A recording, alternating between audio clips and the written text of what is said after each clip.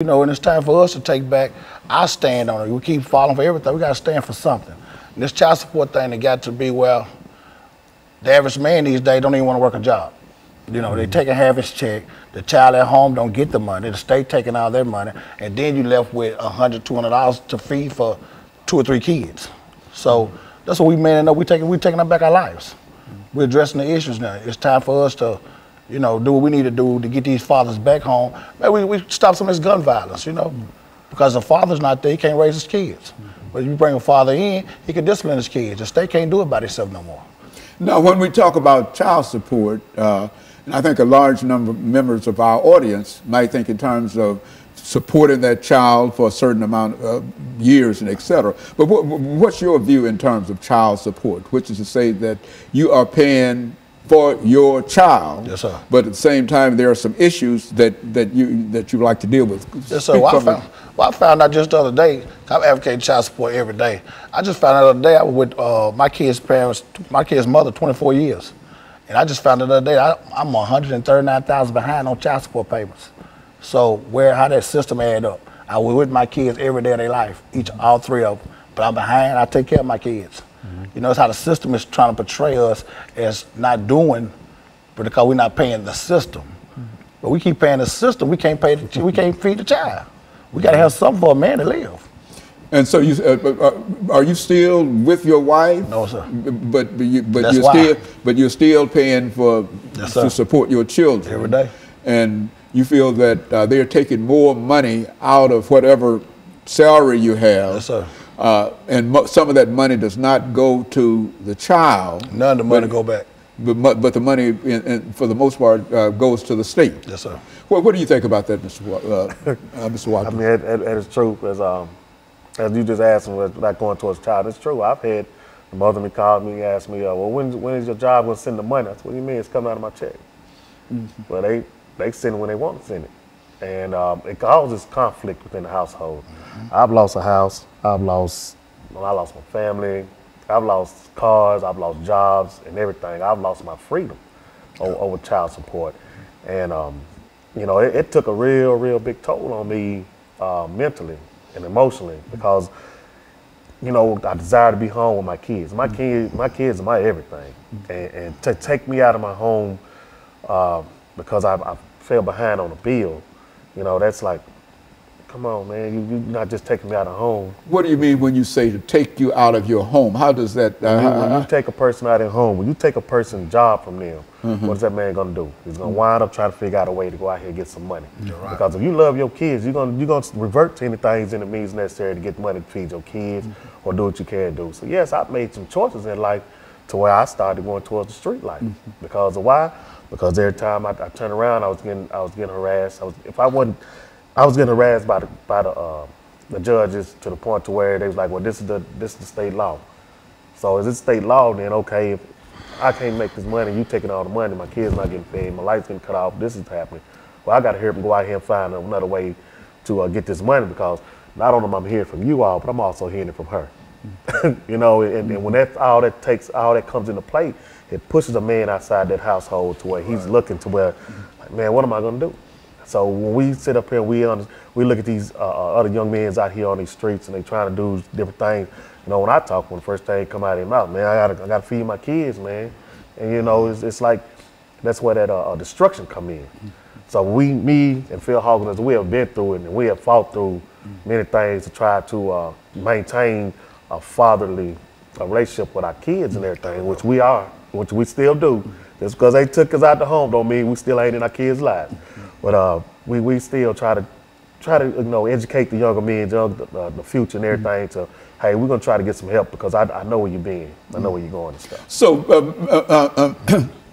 Phil, when you think in terms of child support in Tennessee, what would you consider to be the most destructive thing that the state of Tennessee is doing in order to either help you or prevent you from really supporting your children? I mean, the first thing they're doing, they need to let the dads or father be a father. The state cannot raise or come in a household and raise kids. And that's what they're doing. They make sure the father's not there by leading the mother wrong, Make sure the father not there. So there you go. You got a son and daughter just being raised by the system. And we already know that's going to lead to a broken cycle. So we out here now trying to bring that cycle to fix the broken cycle. You know, to get this right. Bring the fathers back in the home, take care of the kids, take care of their families. It's just a man-up process. You know, we need help with it. And so if the state is paying that household child support, the father cannot be in the household. Is that what we're saying? That's right. And so which means that I think, as you were indicating, Mr. Watkins, that sort of pushes you out into the street. Yeah, you see, in order for her to receive. A man is going to try to figure out some way to not only that you push that man outside that household, but he also got to go find a house to where he got to stay now. Right. So that's another bill. That's another situation where he got to, like, okay, he got to go and try to wind up in a shelter. You're going to wind up in a hotel. You're going to wind up in a friend's house. You bouncing around in different places, trying to live and trying to provide and stuff. It takes away your self-esteem. Downhill spiral. Yeah, and that's what we call destruction. So it's when you know, it does a lot of good, but then also it does a lot of harm too. Because when you take that man out of that household, then you got these young boys running around here, and then you telling me I can't discipline my child. Then you go to school, you get in trouble, you get secret indictments out on you because of you discipline your child because your child stayed there. Well, the man in the household doing something wrong, so let's get him out of here. No, not every man is doing something destructive to tear his child down. So there is, over the last 22 seconds we have in this segment, there is no father in a household where there is child support. Right. Okay. And the ones there, the state still want their money too. Yeah. That's a no-win battle. And that creates a real problem. And of course what we'll do, we'll take this second commercial break and we'll be back with our audience following this very, very short commercial break.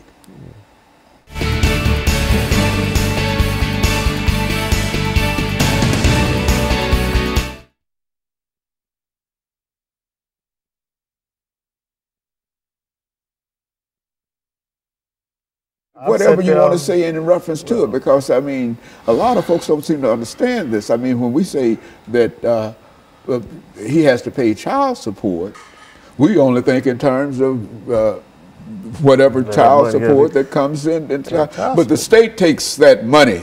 Yeah. If you got a job, the state takes your money before you get your money. Yeah, child support is not just taking money from you. Child support is being in that child's life.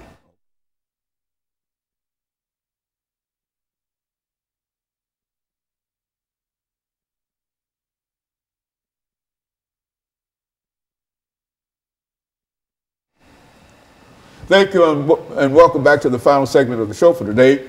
We're talking to Mr. Hawkins and Mr. Watkins in reference to child support in the state of Tennessee. And let's see, Phil, if we can pick up with you this morning, and to have you to talk to our audience this morning about some of the issues that you have to face if you have to pay child support and how long that child support can be and et cetera. And then you say as much as you wish to about it over the next 10 minutes. And then Mr. Watkins will end us for the day with some of his observations in reference to it. Let's do it from that perspective. Right now, child support, currently you got to pay child support as long as that child is attending high school or they go to college, you still got to pay child support. And which in terms of that, it hurts the father, it hurts the whole family. We're trying to keep families together. We keep unity in the family, the mom and dad not arguing, everybody having, getting along. The kids can be more productive going to school. They're not listening to argument all night. The dad and mom having everything going all right. But with this child support how it is now, it's just too much chaos in the home. The father not making the money he's supposed to make. He better can take care of himself. Then the state taking half his check, so he coming home with a half a check to take care of his family of 3 and 4. So that leads them to a broken cycle of despair. I mean, alcoholism, drug addiction, all that, comes in a part of it because the man get to the man, what can I do? I'm just out here, And we're just trying to change a lot of that. We got a program now. We're trying to do it 90 days. Get each father 90 days. No child support. 90 days to get themselves together. Get a job, get yourself together, stand up. And then the child support can start taking some out, work out a little modification program with the father, but you can still get a mother $100 a month. But that's a whole lot better than taking a man, have a man check.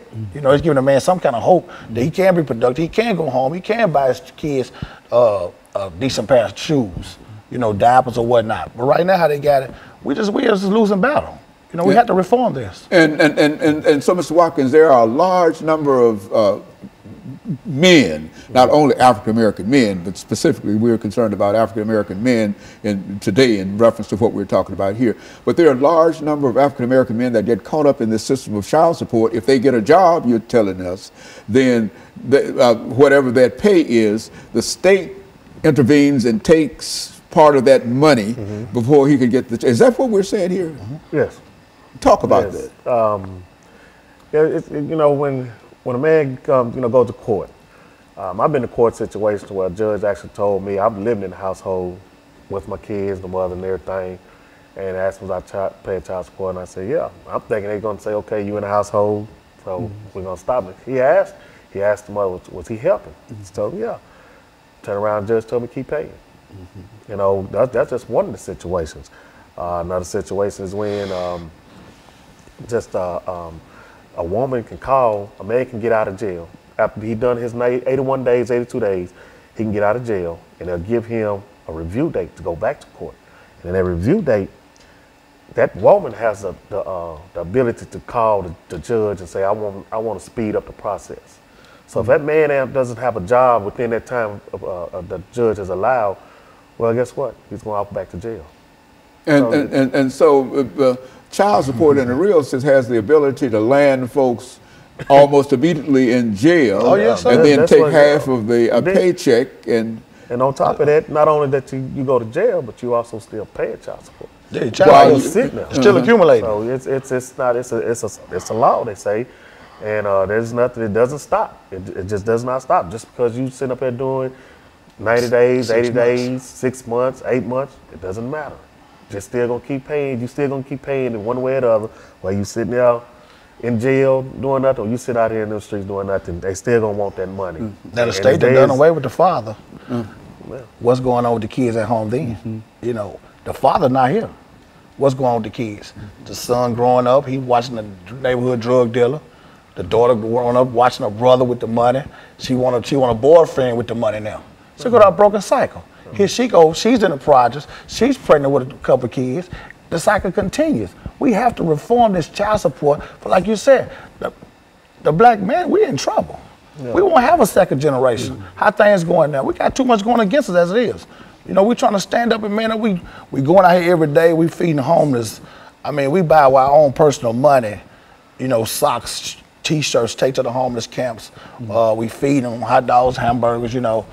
We go to the inner city, take over the kids, reading books at schools. We're doing all this to show the kids that, you know, they look forward to seeing us. We got a junior Firebird football program coming up out of Pearl High School. With those guys every day, the little fellas, we teaching them along the way, you know, how to man up, how to be young men, you know, by reading skills and math skills. So it is things that men can do out here that we are positive. You know, instead of keep getting a bad rap for all this violence, it's good men out here. And we just want to be known. You know, I mean, you know, and then another thing about it, the state does also use the child support system. They make it seem like it's benefit the woman, but they also, what is also doing is manipulating her to get that man out the house because they'll tell the woman, okay, well, if he's not, well, we're going to make him pay or we're going to send him to jail. And by the time the woman's got fed up with so much stuff, you know, her mind is going in a whirlwind and she's looking like, oh, what am I doing, what am I doing? So when the argument started inside that household, when that fighting started in the household, then that man is pushed out that household, and if he starts getting on his feet trying to do better, that woman gonna want a piece of it right now. And say, well, we need to go get it right now. So you got to give a person a chance enough to say, hey, okay, you got to let a man be a man and let him in his household and work it out. Because you keep pushing him outside that household, you just continue destroying that house. And when you do that, then that's when you're gonna see a whole lot of jail system filled up. I look at this, I think they building up another jail right now. Modern day slavery. Well, look here, is there any effort, and I think that you've already mentioned that there's an effort on your part to deal with the state legislature to pass a law and et cetera. What would such a law be like? And, what would such a law say? There'll be a 90-day program. In this 90 days, a man can man up, get a job, get himself together, get housing, get adequate clothes to go get a proper, a job, a better job if need be, where he can reach a child support level or balance out. Okay, within this process, each month he would get a mom in return $100. He's trying to get himself back up, just redeem himself. That's what we got to do. We have to have that 90 days before. They got a bill out now that's saying when you go to the custodial parent and y'all can make an agreement to pay your child support on time for a year and they'll waive all your back pay. But these men need some immediate. What if they don't have adequate shoes to go to an interview? Give them a chance to get on their feet where they can be productive citizens and then go into it. A person who might be arrested, Mr. Watkins, we're saying, for not paying child support, that he serves his time, and as soon as he's out of jail, he's been in jail for whatever that time might be, and as soon as he's out of jail, he has to immediately start paying child support. That's right. Is that what we're saying? And that's why you feel that there ought to be some kind of reform within the system. Help us out. We gotta give us a time frame. 90 days. We can get out, get on our feet, get a nice decent job, get adequate clothing. To be productive. You just coming out of jail, you behind. Everybody needs assistance. Sometimes there's a lot of men who didn't choose the right path, but a lot of men who have. You have men in the household that's all working, that's all taking care of their kids, and they still is in the child support system. So it's a no-win situation for us. So it's a real problem when a mother decides that she's going to have that individual, her husband, to pay child support. That has created a real problem for him. Is that what? Yeah, because you're taking a man's self-esteem away from him, because a man that's living inside a household, taking care of his kid, prides himself off of that. And when you keep talking about money, and then this man go out and work a legal job, and you make him feel like, hey, it's not enough money. you take his self-esteem down to where that'll break a man down to the point where he stopped doing other things. And like I said, destruction could come to where you could